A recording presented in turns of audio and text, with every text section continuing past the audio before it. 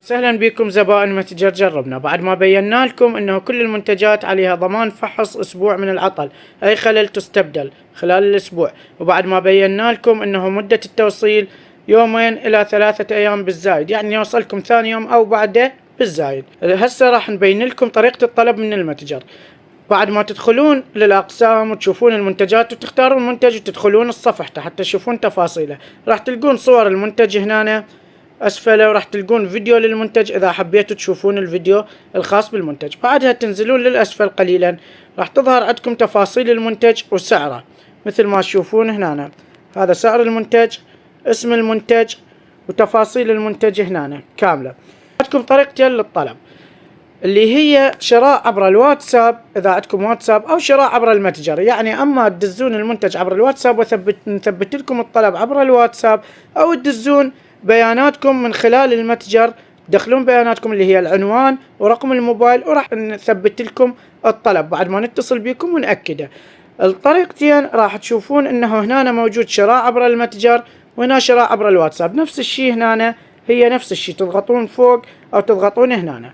هسه اول شيء لنفرض انه ضغطتوا شراء عبر الواتساب، بمجرد الضغط راح تفتح لكم الواتساب وتدزون الرسالة، فهنا راح يوصلني صورة المنتج وسعره كامل، واثبت لكم الطلب عبر الواتساب. اما الطريقة الثانية فهي الشراء عبر المتجر، مثل ما تشوفون هنا. هاي هي الشراء عبر المتجر هنا او هنا. بعد الضغط عليها راح ينقلكم مباشرة الى صفحة الشراء اللي تدخلون بها عنوانكم الكامل ورقم الموبايل. مجرد هنا مثلا العنوان الكامل هو هذا، تكتبوا رقم الموبايل، ولنفرض انه هذا هو الرقم العراقي، ظهرت الصح، اذا الرقم صحيح. هنا ملاحظة، اذا حبيتوا مثلا تكتبون وقت التسليم اختيارية، حبيتوا تكتبون او ما تكتبون طبيعي جدا، مثلا تكتبون توصيل اريده بعد الساعة 5 العصر.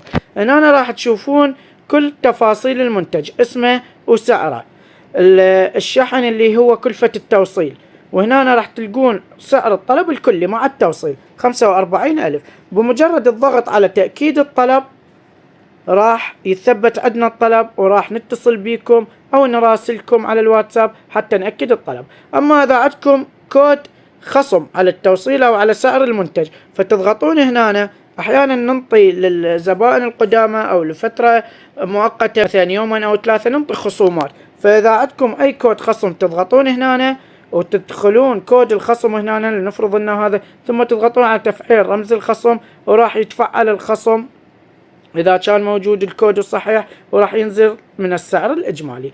بعد ما كملتوا دخلتوا بياناتكم تضغطون تأكيد الطلب. هسه هنا تم تثبيت الطلب، وهاي الرسالة تدل أنه تم تثبيت الطلب، السعر الكلي للطلب، ومدة التوصيل باكر أو بعده بالزايد.